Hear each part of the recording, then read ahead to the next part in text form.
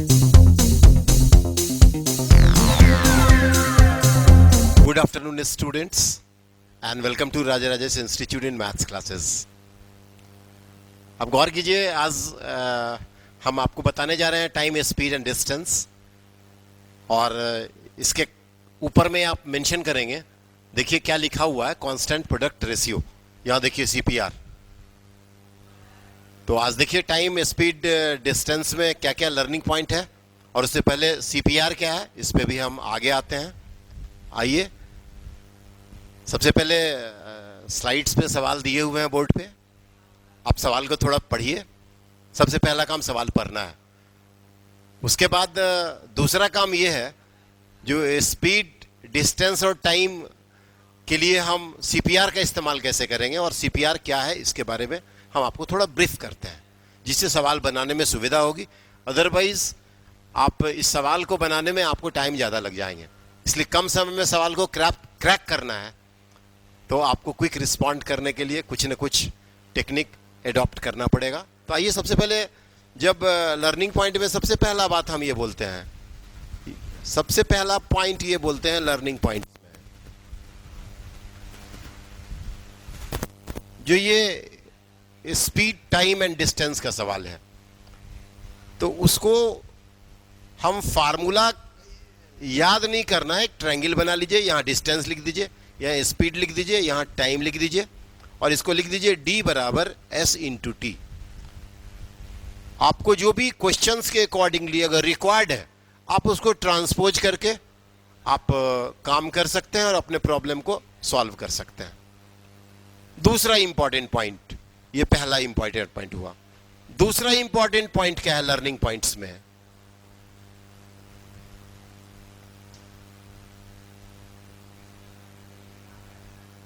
Constant product ratio. ये क्या है? कांस्टेंट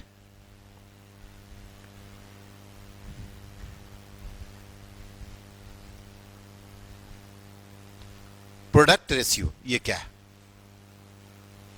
बहुत सिंपल सी बात है। अगर कोई दो वेरिएबल है, जैसे मान लीजिए एक वेरिएबल A है और दूसरा वेरिएबल B है, इस दोनों का जो प्रोडक्ट है वो एक कांस्टेंट होगा। मान लीजिए ये कांस्टेंट आप K मान लीजिए। बस यही सिंपल सी बात है। अगर मान लीजिए ये बढ़ रहा है, कोई एरो ऊपर देते हैं तो ये घट रहा होगा, तब ना ये कांस्टेंट को आप एडजस्ट कर सकते हैं।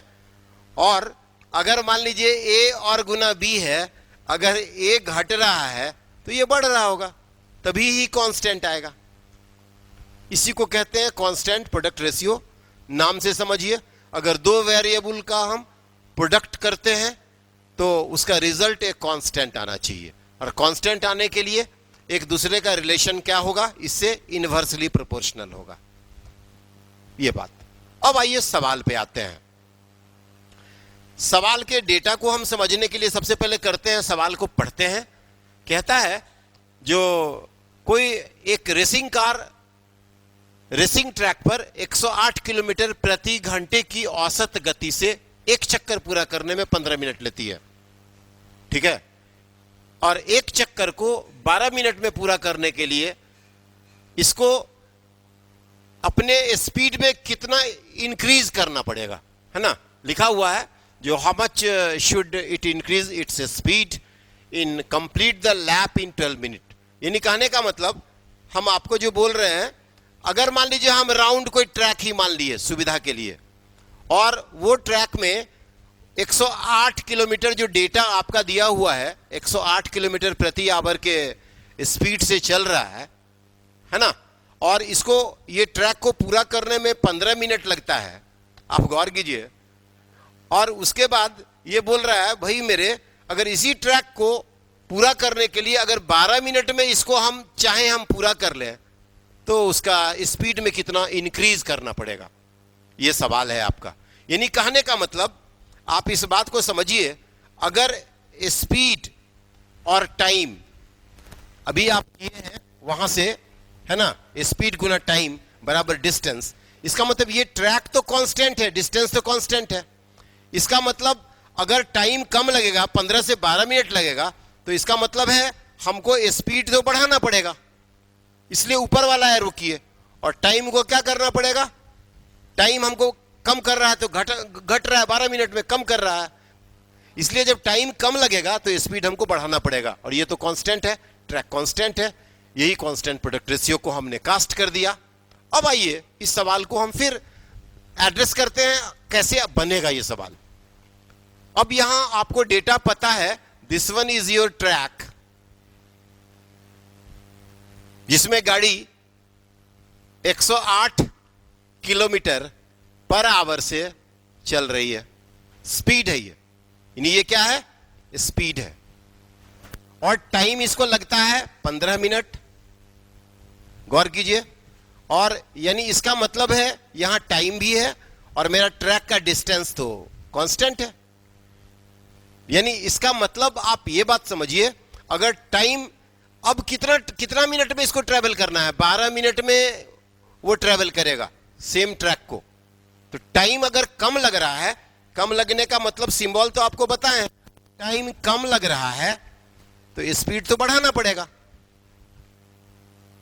यानी इसका मतलब है जो टाइम का रेशियो आप देखिए, टाइम हमारा पहले 15 मिनट लगता था और वो 12 मिनट लगता है, यानी इसका मतलब क्या, 3 मिनट कम लगना है। तो इसका मतलब ये नीचे वाला है, इसको अगर हम कट करेंगे, इसको हम कट करेंगे तो ये क्या आएगा, 1/5, और इसके करस्पॉन्डिंग आप गौर कीजिए, इसके करस्पॉन्डिंग अगर हम स्पीड को बढ़ाएंगे तो इसका क्या हो जाएगा, 1/4। क्यों, कांस्टेंट प्रोडक्ट रेशियो में अगर कोई दो रेशियो है, ये बढ़ने वाला है, तो घटने वाला रेशियो जो होगा वो आप गौर कीजिए x प्लस वाई होगा।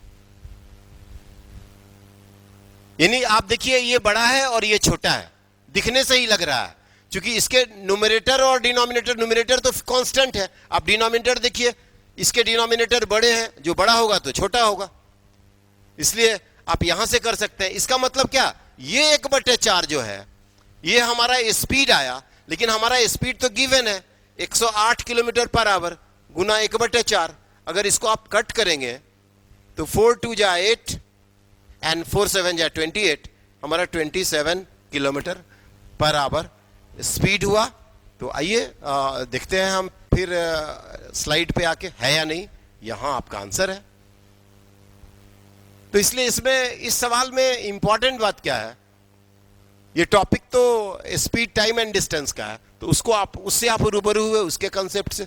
दूसरा सीपीआर के बारे में हमने आपको बताया, जो कि अगर कोई दो वेरिएबल्स है, अगर उसका प्रोडक्ट कांस्टेंट है तो अगर एक बढ़ेगा तो दूसरा घटेगा, अगर दूसरा बढ़ेगा तो घटेगा। तो इसी में हमने आपको बताया, जो अगर टाइम हमको 15 मिनट से, यहाँ टाइम आपको 15 मिनट से अगर 12 मिनट लग रहा है तो कम ही ना हो रहा है, तो कम वाले को नीचे देंगे, तो कितना कम हो रहा है, यानी पहले 15 था, अब कितना कम हो रहा है, तो 3 मिनट कम हो रहा है, सिंपल सी बात है। तो मेरा स्पीड इसके रिस्पेक्ट में कितना होगा, तो अगर आप इसको कट करेंगे तो हमने कहा ये 1/5 हुआ, तो इसके रिस्पेक्ट में बढ़ने वाला वैल्यू क्या आएगा, 1/4। तो यही सवाल है, यही उसके उत्तर हैं। अब देखते हैं नेक्स्ट सवाल क्या बोलता है। आइए, सीपीआर को हमने आपको बताया, अब उसी के एप्लीकेशन पे आप स्पीड, टाइम एंड डिस्टेंस का दूसरा सवाल बनाइए। इसमें लर्निंग पॉइंट क्या है, सबसे पहले तो आप डेटा देखें क्या कहता है। कहता है 2 cars A and B travel from one city to another at a speed 72 km per hour and 90 km per hour respectively. कहता है if car B takes hour lesser than car A for the journey, यानी इसका मतलब बोल रहा है, जो यदि कार B A की तुलना में 1 घंटा कम समय लगता है, तो बोल रहा है then what is the distance between 2 cities। बहुत अच्छा सा सवाल है। कहने का मतलब, अगर आपको सवाल सबसे पहले अगर समझना है, तो मान लीजिए एक कार और दूसरा बी कार है, एक कार 72 किलोमीटर पर आवर है और दूसरा कार जो है वो 90 किलोमीटर पर आवर है। आप ये डेटा से देख ही रहे हैं, बी का स्पीड ज्यादा है है ना। तो आप बोल सकते हैं एक कार स्लो है और दूसरा कार फास्ट है। सिंपल सी बात है, सवाल यही बोल रहा है और तो कुछ ज्यादा बोल नहीं रहा है।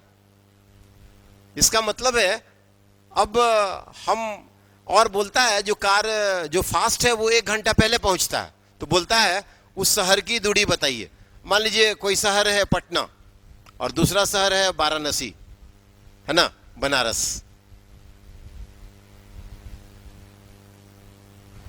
ये एक शहर है पटना और दूसरा है बनारस या वाराणसी, भी लिख सकते हैं, भी लिख सकते हैं। कहता है अब मान लीजिए ये कार ए और बी है, एक 72 किलोमीटर पर आवर से, एक 90 किलोमीटर पर आवर से। बी 1 घंटा पहले पहुंचता है। तो इसका मतलब क्या, ये आपको एक क्या मैसेज दे रहा है? इसका मतलब है ये कितना किलोमीटर मोर है, कितना किलोमीटर मोर है? 18 किलोमीटर पर आवर मोर है। इसका मतलब आपका बेस पॉइंट क्या है? पहले था 72, बढ़ कितना गया? 18। दूरी पूछ रहा है ना, तो दूरी पूछ रहा है। तो अगर मान लीजिए 18 बढ़ा और समय कम लगा तो इसका मतलब है ये 1/4 हुआ। 1/4 के करस्पॉन्डिंगली हमको कितना समय लगेगा? तो 1/5। और ये जो 1/5 है 1 घंटा कम पहुंचता है, यहां 1 घंटा तो है, यानी कार भी 1 घंटा पहले पहुंचता है, यानी 4 घंटे में पहुंचता है, और ये 5 घंटे में पहुंचता है। 1 बराबर 1 तो 5 बराबर 5।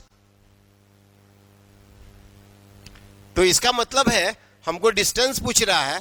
तो आप सोचिए इसका मतलब 72 किलोमीटर, यहां लिखा हुआ है 72 किलोमीटर और यहां लिखा हुआ है 90 किलोमीटर। आप 1 से निकाल सकते हैं। तो 5 घंटा लगता है 72 में, 1 घंटा में 72 किलोमीटर, 5 घंटा में 360 किलोमीटर। और अगर कार बी के लिए निकालना है तो कार बी 1 घंटा कम लगता है, यानी 4 ही घंटा लगता है। या आप अगर ऐसे भी निकालना चाह रहे हैं तो 90 गुना 4, ये भी 360, यानी इसका मतलब उस शहर की दूरी कितनी है? 360। दोनों तरीके से निकाल लिए। तो ऐसे ही आप कॉन्सेप्ट को लर्न करेंगे और प्रॉब्लम को मिनिमम टाइम में आप रिस्पॉन्ड करेंगे।